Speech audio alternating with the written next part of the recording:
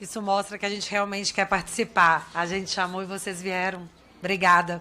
Não desistir da política. Eu sei que é tentador às vezes, é desanimador às vezes, mas a política é feita por nós, tanto que estamos aqui. Então, muito obrigado por todos vocês que vieram, por todos que estão assistindo. E vamos começar. Que ninguém saia daqui preso, né? Amém.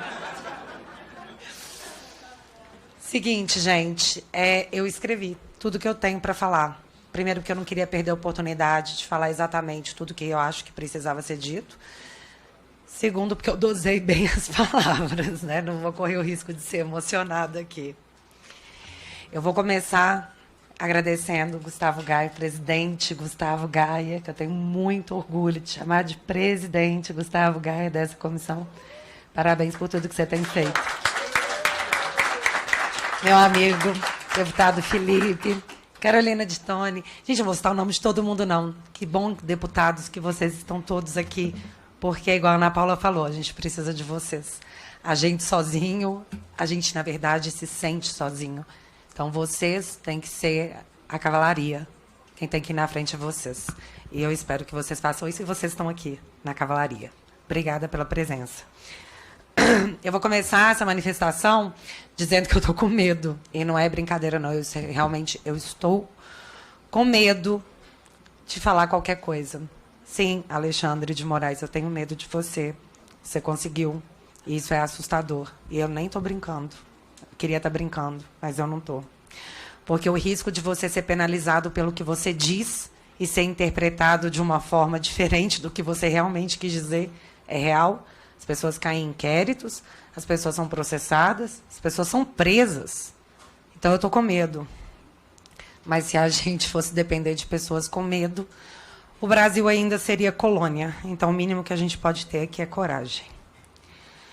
Vamos lá, então. Por favor, slide 1. Eu quero fazer aqui uma cronologia da censura, porque não começou ontem. É muito importante que todos nós saibamos exatamente como aconteceu, por que aconteceu e quem está pagando por isso. Vamos lá, gente. Quando a gente fala de censura, a gente tem que deixar claro aqui para todo mundo que a primeira vítima da censura no Brasil foi a imprensa.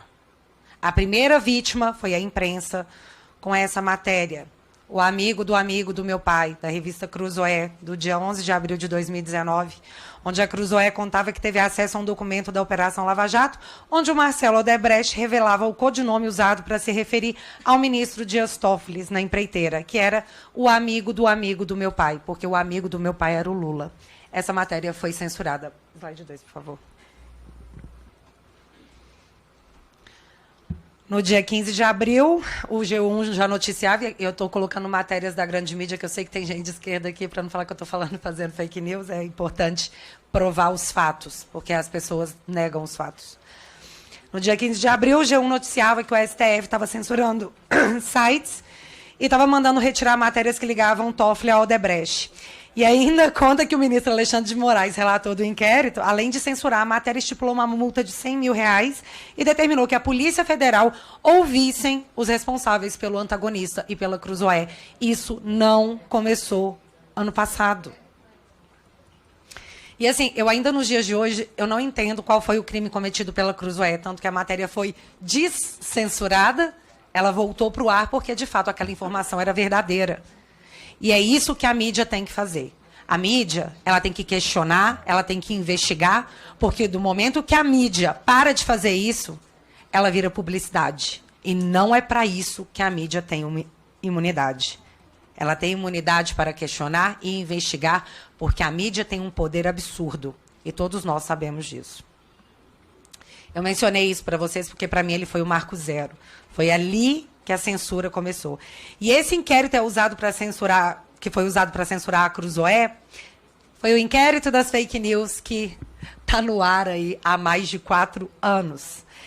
E dentro desse inquérito está o que no Brasil nós chamamos de pessoas de direita, conservadores, mas que agora até jornalistas chamam de fascistas, onde o conteúdo não é divulgado sequer para quem é investigado.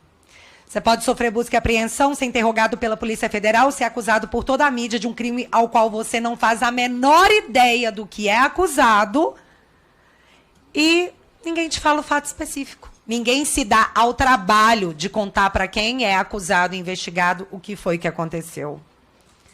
Ninguém sabe, mas o assassinato de reputação é intenso. Eu, durante um tempo, fui chamada de blogueira bolsonarista, dá até saudade, porque agora eu sou a investigada por disseminar fake news, acusada de espalhar fake news. Quais fake news? Nem eles sabem. Você pode colocar para mim o próximo slide, por favor? A prova apresentada até hoje, que nós fazemos parte de uma organização criminosa, é essa coisa ridícula aqui. É ridículo. Isso está como prova. E o que é isso? Pela lógica da investigação, eles se seguem no Twitter, eles pensam igual, eles se compartilham uns aos outros. Então, obviamente, se trata de uma organização criminosa que faz disseminação de fake news. Quais, nós não sabemos, mas a gente faz de forma coordenada porque a gente se segue no Twitter.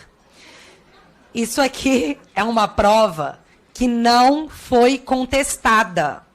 Os juristas desse país acharam que foi uma prova ok. Tudo bem, pode ser prova. Isso foi considerado uma prova. Eu achei que as redes sociais serviam para a gente poder identificar pessoas que a gente acha que parece com a gente. Que a gente curte, não tudo, algumas coisas. E essas coisas a gente compartilha. E aí você pensa, nossa, que pessoa legal, vou seguir ela. Eu achei que era isso. Mas aparentemente não. É só coisas criminosas mesmo. E assim nasceu o inquérito das fake news, que nasceu para investigar a Cruzoé. Agora ela foi usada para tragar bolsonaristas. Não existe outro nome. A pedido da PGR, na verdade, esse inquérito deu filhos. E a pedido da PGR, o filho desse inquérito foi arquivado, que é o inquérito dos atos antidemocráticos. Também um inquérito aberto de ofício. Só a PGR pediu para arquivar, e aí o Alexandre de Moraes falou assim, beleza, vou arquivar. Abre outro igual, por favor. E assim nasceu, eu não estou brincando, isso aconteceu. E assim nasceu o inquérito das milícias digitais. Pode pôr o próximo, por favor. E o que ele investiga? Aqui no print está mostrando que em 2023 é a 6ª vez que esse inquérito é prorrogado. A 6ª. No chamado inquérito das milícias digitais, a Polícia Federal apura a existência de uma organização criminosa que teria agido com a finalidade de atentar contra o Estado Democrático de Direito e se articularia em núcleos políticos de produção, publicação e financiamento. Gravem bem isso. Esse é um ponto muito importante, porque é aqui que eu enxergo a perseguição ideológica mais ampla. E eu posso provar o meu ponto. Eu fui intimada pela Polícia Federal a prestar depoimento nesse inquérito. As perguntas eram surreais. Por exemplo, quanto eu ganhava de superchat no YouTube. O problema é que eu não faço live, então eu não recebo superchat. E assim, ficou claro que era uma tentativa de criminalização de quem recebia esse superchat. Ó, vocês estão sendo financiados por aí. Engraçado que a gente até chegou a denunciar em São Paulo os pimbas do MBL, né? Parece que eles pegaram e reproduziram pra gente. É engraçado como é sempre só com a gente. Mas se eu fiz 5 lives no meu canal até hoje, em mais de 3 anos de canal, foi muito. Eu nunca recebi dinheiro de ninguém. Eu nunca recebi pauta de ninguém. Isso tem que ficar claro. A SECOM nunca me mandou um informe dizendo como eu deveria rebater as críticas e nunca, na minha vida, eu sentei com nenhum político para negociar o meu apoio a qualquer projeto que seja. Isso nunca aconteceu. Eu, Bárbara, nunca fiz isso.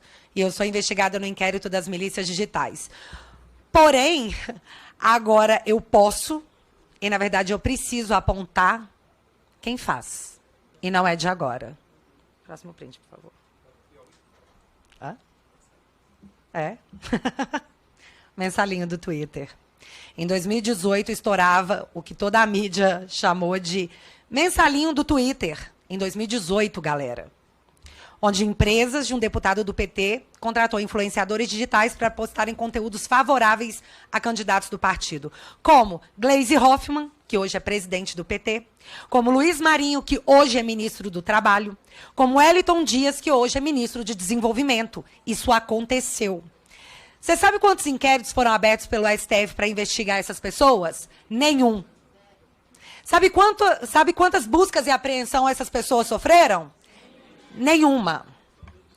E apesar de todas as provas, porque eram vastas provas, inclusive uma pessoa envolvida, ela fez uma espécie de confissão. Sabe quantas pessoas responderam criminalmente por esses crimes? Nenhuma. Só que isso foi em 2018.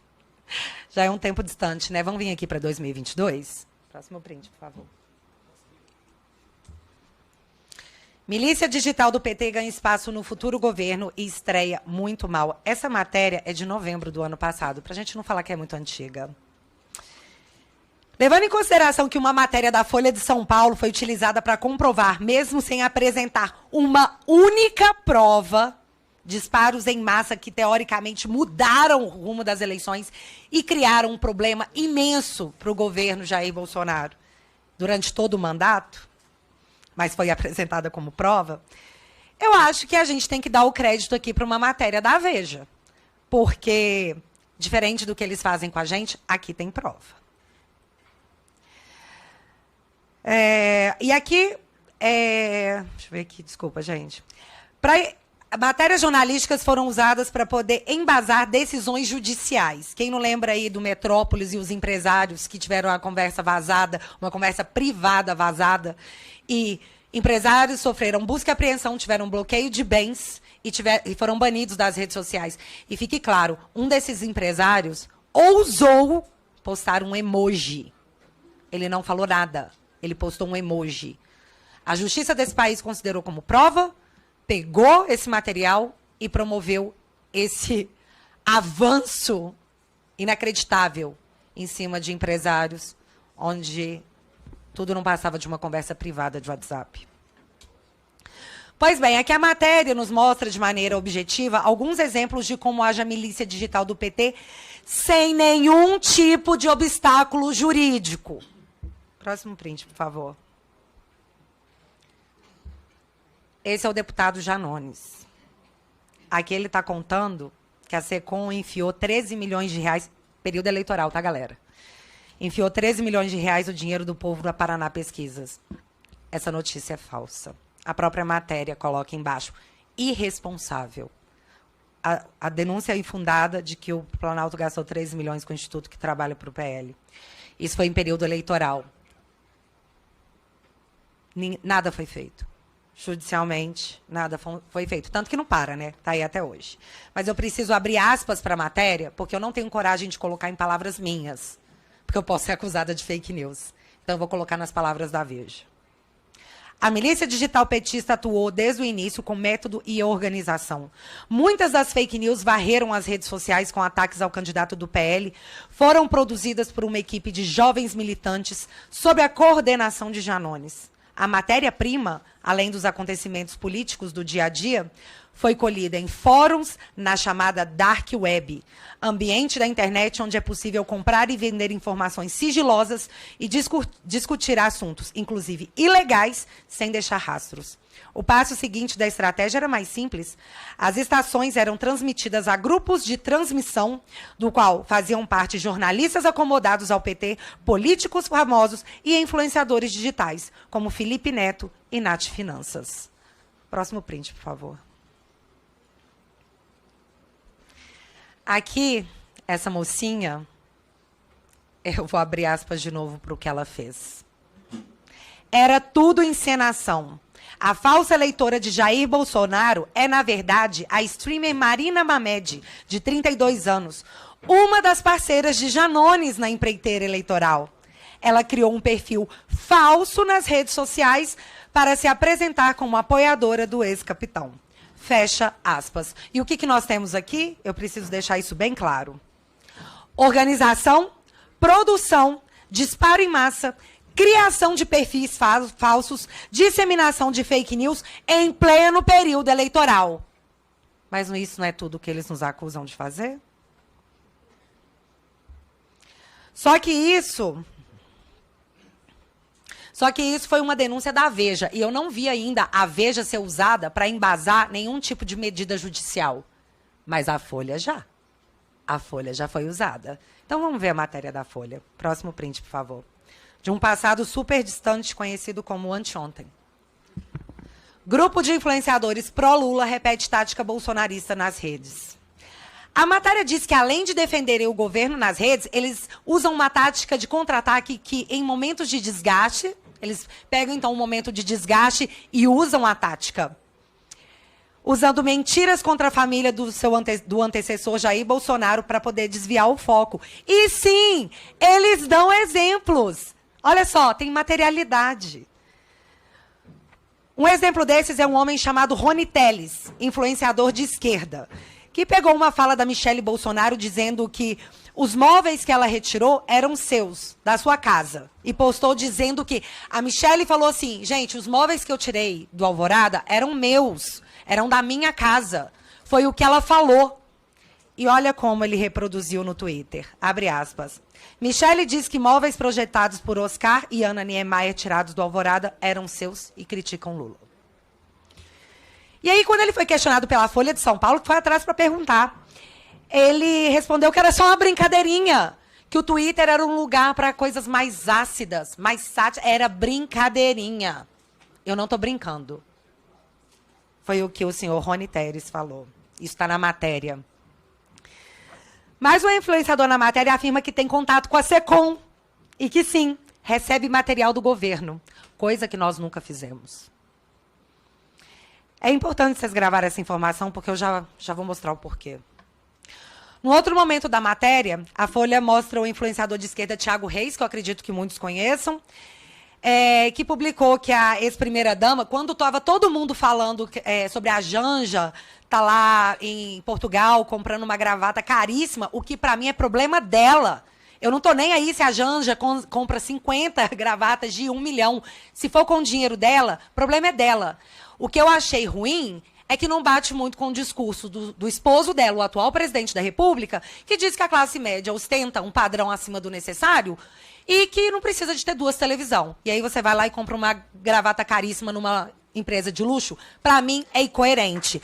Mas não deixa de ser um problema dela. É um problema dela. E qual é o problema que eu vejo nisso? Que esse influenciador também está na matéria da Folha. Disse que Michelle Bolsonaro, quando esteve em Dubai, comprou um sapato de 20 mil reais com dinheiro público. E isso só para rebater as críticas que a Janja estava recebendo. Isso está na matéria. A matéria também mostra o atual ministro da SECOM, seu Paulo Pimenta, e isso é muito importante. Pode pôr o próximo print. Que tempos atrás disseminou em suas redes sociais a ideia de que a facada contra Jair Bolsonaro era falsa, chamada de fakeada. Tá aí, ó. Esse aí é o print dele, tá? Me dei esse trabalho. E isso é importante, porque o blog de esquerda Brasil 247 produziu um documentário onde induziu quem assistia a pensar, de forma clara, que a facada foi falsa, como o próprio título diz, uma fakeada no coração do Brasil. E como estamos falando de censura, vale ressaltar que o Brasil Paralelo teve a produção com o tema Quem Mandou Matar Jair Bolsonaro censurada sem que o conteúdo fosse conhecido. E o que nós temos aqui é um atual ministro desse governo colocando na rede social que hospitais estão mentindo para a população, que médicos estão mentindo para a população, que existe um esquema monstruoso de desinformação e mentira que é acobertada para convencer a população que Bolsonaro sofreu uma facada. Porque para ele é uma fakeada. E é óbvio que ele pensa isso, porque isso é publicação dele. Galera, eu falei para vocês que eu nunca recebi dinheiro de ninguém. Nem instrução da SECOM, nem de nenhum parlamentar para postar algo. E eu deixo claro também que eu nunca sentei à mesa para negociar meu apoio a nenhuma pauta do governo. Nunca! Isso nunca aconteceu. Agora eu quero mostrar uma coisa para vocês.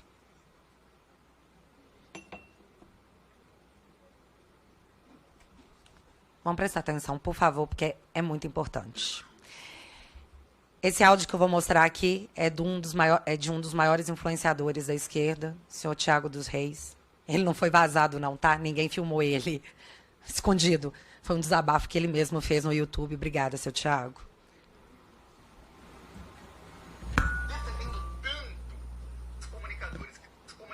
Ah, vale a pena um contexto anterior? Ele era contra a PL da censura. Ele era contra. E aqui ele explica o porquê que ele é contra. Ele e um grupo de apoiadores de esquerda, todos eles contra, mas eles mudaram de ideia. Defendendo tanto esse artigo que dá dinheiro para a Globo, eles estão defendendo porque eles acreditam que eles vão ganhar um pouquinho. Eu sou contra. Eu tenho o direito de falar, olha, eu prefiro não ganhar mais e não dar milhões para a grande imprensa, que é parte do problema, e tirar essa parte aí, aprovar a parte que é para salvar as criancinhas, para combater fake news, para acabar com os nazistas, do que eu ganhar um pouco a mais, muito a mais para os outros. Não quero. Alguns são a favor, eles estão defendendo aí o ganha-pão deles, mas eles serem a favor e pintar que eu sou mercenário é um negócio assim. Eu falei literalmente que eu não quero a mais, se for para dar mais para os outros. Tem gente que aceita. Se o fulano aceita ganhar 10, 20% a mais, 30% a mais, e dar não sei quantos milhões aí para todos os veículos de grande mídia, é opção deles. Ele estava se explicando após uma reunião com Gleisi Hoffmann e a SECOM. Esses influenciadores de esquerda se juntaram com Gleisi Hoffmann, presidente do PT, e com a SECOM, onde nessa reunião o senhor Thiago deixa claro que foi passado para esses influenciadores que eles seriam, de certa forma, blindados, seriam incluídos no fundão, e que eles iam receber 10, 20, 30% a mais. Então, eles poderiam ficar tranquilos.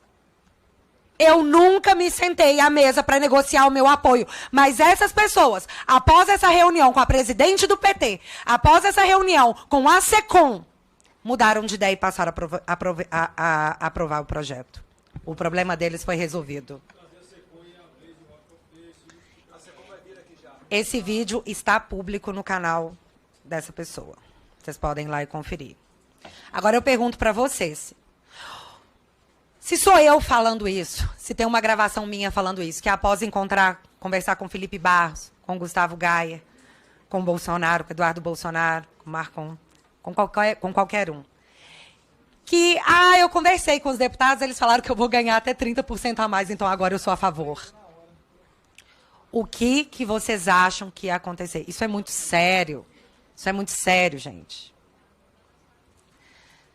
Só que com essas pessoas, sabe o que acontece? Nada. Nada.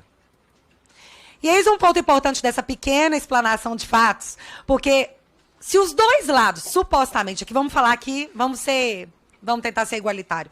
Se os dois lados supostamente cometem o mesmo crime e a justiça só persegue um, das duas, uma. Ou não tem crime, ou se trata de uma perseguição ideológica, onde não é o que se fala, mas quem fala. E aqui isso vai ficar muito claro, porque atualmente o Bolsonaro e seus apoiadores são acusados de tentarem um golpe de Estado através do artigo 142, que iria gerar uma intervenção militar, que ele não queria sair do poder. É o que todos dizem. Isso é segundo todo mundo. E segundo todo mundo, é crime. Próximo print, por favor. Por que a Dilma Rousseff não sofreu busca e apreensão por tentativa de golpe? Porque ela tentou aplicar o artigo 142 quando viu que ia sofrer o impeachment. Por que ela não é chamada de golpista? Porque não existe um inquérito para apurar a tentativa de golpe que Dilma Rousseff tentou dar ao tentar aplicar uma intervenção militar no Brasil, instituindo estado de sítio, quando ela viu que sofreria o impeachment. Por que é só do lado de cá? As situações são idênticas, não são? Bolsonaro não é acusado de tentar assinar aí o artigo 142 para tentar uma intervenção militar? A Dilma tentou, só que ela não conseguiu. O Bolsonaro, se fez, também não conseguiu. Qual é a diferença? Por que só um lado é criminalizado?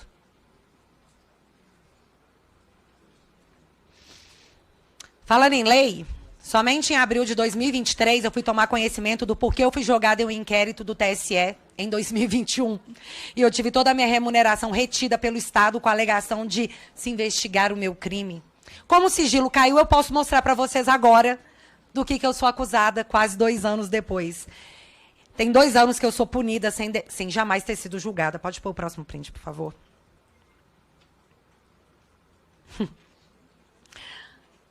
Isso aí é o que está dentro do inquérito. Esse inquérito aí que me aponta como uma criminosa.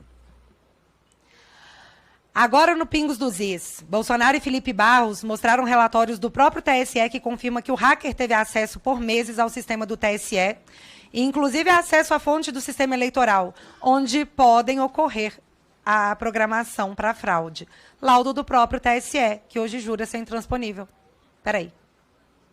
Tem ou não tem? Isso é fake news? Tem ou não tem? Tem. Tem. Esse aqui é o mais legal. O hacker permaneceu dentro do sistema do TSE em 2018, de abril a novembro, no coração do processo eleitoral. Nos códigos-fonte das urnas. Só para informar, para trocar o próximo slide. Você já está lendo o próximo, não é, Bárbara? Não, esse. só nesse. É só porque esse aqui é importante, porque eu pesquisei esse aqui e eu não achei a resposta, não. Nos códigos-fontes das urnas. Quando a PF pediu os dados do que o hacker fez dentro do sistema, o TSE respondeu que, ops, foi apagado, foi mal. Isso aqui foi colocado como se eu estivesse atentando contra a democracia, mas tem 3 dias que eu estou pesquisando em toda a internet, em todas as manifestações do TSE, onde eles desmentem essa informação, que está no laudo da Polícia Federal. Se isso é fake news, eu gostaria que me fosse provado que é fake news, porque nós temos um documento dizendo que não é, mas aqui eu fui acusada de fake news. Além disso, tem 2 vídeos transcritos meus. Um que eu explico a live do dia 4, que é justamente essa do documento, e eu gostaria muito de que todos vocês pudessem assistir, inclusive os juristas que estiverem assistindo, para me apontar qual foi o crime que eu cometi. Só que não vai dar, porque o meu canal foi censurado.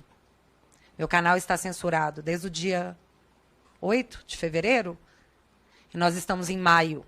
E até hoje a justiça desse país não se deu ao trabalho de me explicar o porquê. Porque os meus advogados tentam, tá? A cada 15 dias. E a resposta é assim, não, obrigado por ter tentado. Depois você tenta de novo. Seria cômico se não fosse trágico, né? Eu estou censurada há 4 meses e ninguém da justiça desse país me diz o porquê. E não é porque eu não estou perguntando, não, eu estou. Mas eles simplesmente acham que não é necessário explicar o porquê. Aí eu pergunto, isso tem cara de democracia? Para quem? Para quem? O problema é que, ao mesmo tempo que isso acontece comigo, o Sérgio Cabral saiu da cadeia e virou influencer digital.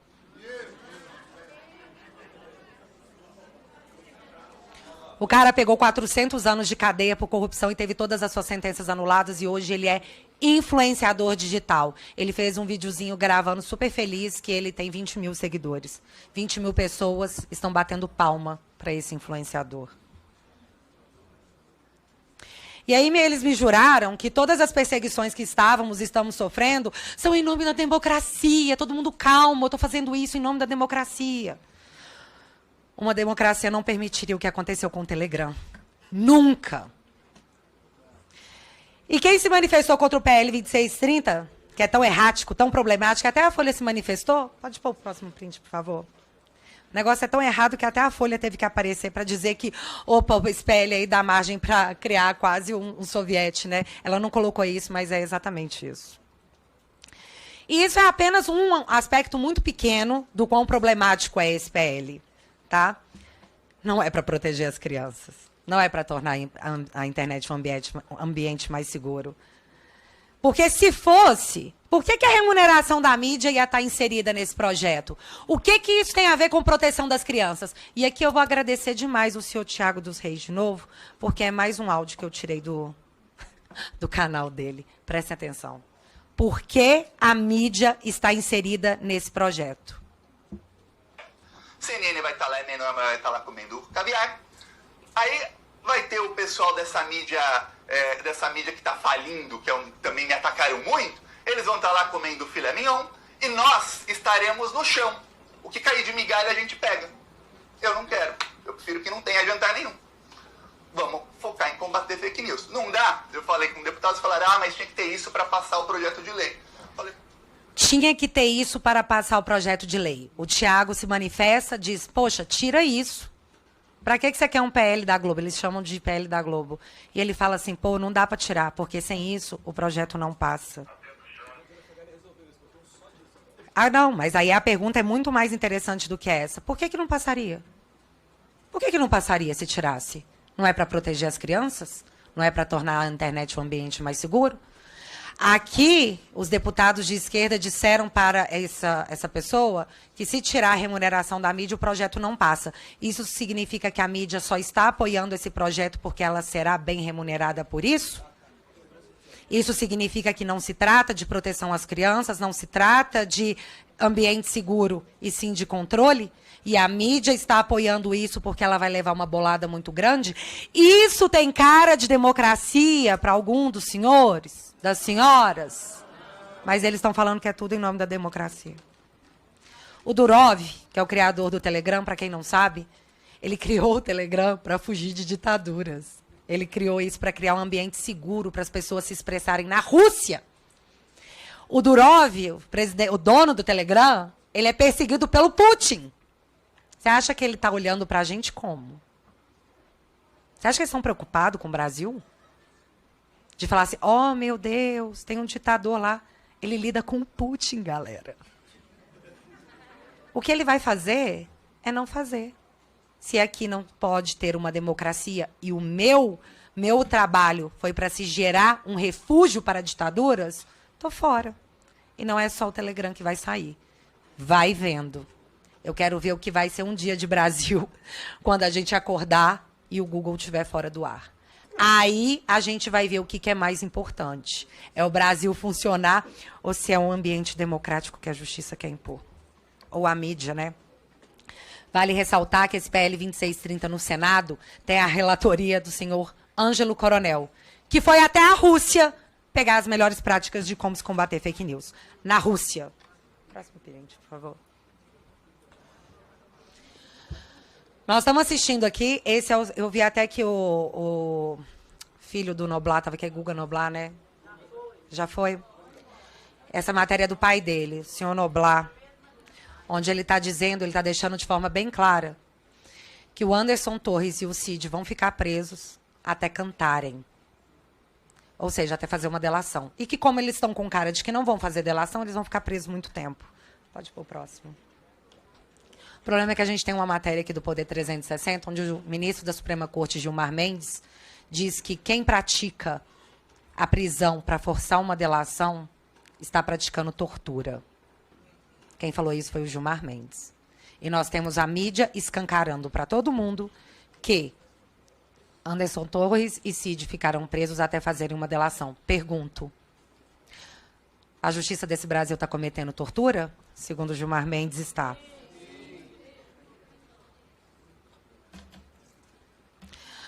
Todos que apoiaram Jair Bolsonaro estão sendo caçados e desumanizados para que qualquer coisa possa ser feita contra eles sem que ninguém reclame. Nazista não tem direito a nada. Então que se faça o que tiver que ser feito para eliminá-los. Isso não é democracia. A minha geração cresceu ouvindo que a geração anterior combateu a ditadura de 64, que lutou pelas liberdades, que lutou para que a gente fosse um país livre. E aí chega a minha geração, chega a vez da minha geração, e ela aplaude a censura em nome de uma perseguição ideológica. E isso não é democracia. Não é. Veículos de mídia foram fechados, canais de opinião foram censurados, o meu canal foi censurado, centenas de pessoas perderam seus perfis na internet para que seu direito de opinião fosse retirado sem julgamento. Assassinato digital. No momento em que eles querem preservar os direitos digitais. O que aconteceu com Cala a Boca Já Morreu? Para proteger pessoas que faziam críticas políticas. E hoje nós temos um movimento de censura que preserva um dos lados. Isso não é democracia. A esquerda disse que era mentira que a internet seria regulada, censurada. Nós fomos censurados porque nós dissemos isso. Vocês lembram? Tem inquérito sobre isso. Inclusive, eu estou em todos eles. Print 17, por favor. Na última vez que eu tive nesse congresso, eu pedi para as pessoas, eu pedi para os nossos parlamentares que eu tivesse o mesmo direito que um corrupto condenado e que um traficante tiveram. E agora eu volto aqui, eu volto a esse congresso para dizer para vocês que o corrupto, um dos corruptos condenados, virou influenciador digital, que o traficante teve o seu helicóptero devolvido porque as suas penas foram, as provas colhidas contra eles foram anuladas pela justiça desse país. Esse helicóptero era usado para poder transportar órgãos, para quem não sabia. E em clima de derrota, a polícia devolveu o helicóptero do narcotraficante André do Rap. Então, a conclusão que eu chego nesse meu segundo retorno a essa Casa do Povo é para deixar claro que, de fato, corruptos e traficantes têm mais direito nesse país. Nada é pior do que ser de direita, conservador, ou ter cometido o pior dos crimes, que foi apoiar o presidente Jair Bolsonaro. Nós temos que ser eliminados.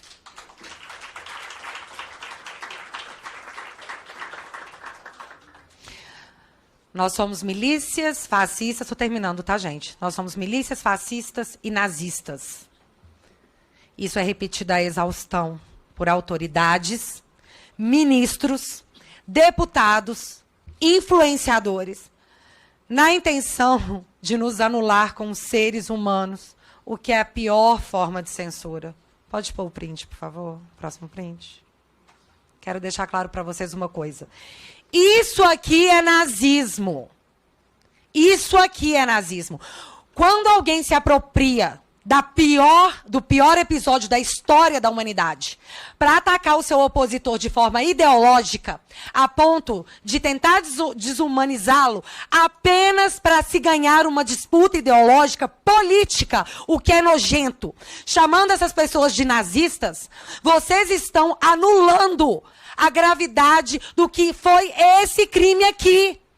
Isso aqui é nazismo. Tenham respeito pelos judeus, pelas pessoas que passaram por isso, e parem de se apropriar de um termo horrível que foi usado para poder... É tão pesado que é para ninguém nunca mais fazer. Meu amigo, se eu te chamo no Twitter de mentiroso e falo que eu não concordo com você, porque eu acho que você está errado, eu não sou nazista por isso. Não é todo mundo que discorda de você que é nazista. Porque isso é uma tática de narrativa. E por incrível que pareça, vocês sabem quem usavam isso? Quem usava esse tipo de estratégia? Eu não vou falar não, porque... Enfim, tenham respeito pelos judeus e parem com essa criancice esperta, essa criancice maldosa. Respeito é o mínimo que os judeus merecem. Nenhum deles pediu para se envolver nessas questões ideológicas, políticas e essa falta de vergonha e humanidade que você se propõe.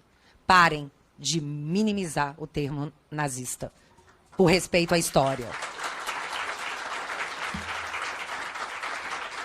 Para finalizar, quem se omite por conivência política é cúmplice. E o nosso hino diz que se um dia se erguesse uma clava forte, que todos veriam que um filho dessa pátria não fugiria à luta. Para salvar a democracia no Brasil, nós estamos assassinando a democracia na frente de todos que, por medo, se calam. A história, ela vai cobrar os covardes, os coniventes, quando o último a sair for obrigado a apagar a luz de um país que os nossos ancestrais deram a vida para que fôssemos livres. Prestem atenção. Nós estamos abrindo, nós não, muitos estão abrindo mão de liberdade por segurança. E não terão nem liberdade, nem segurança. Muito obrigada a todos.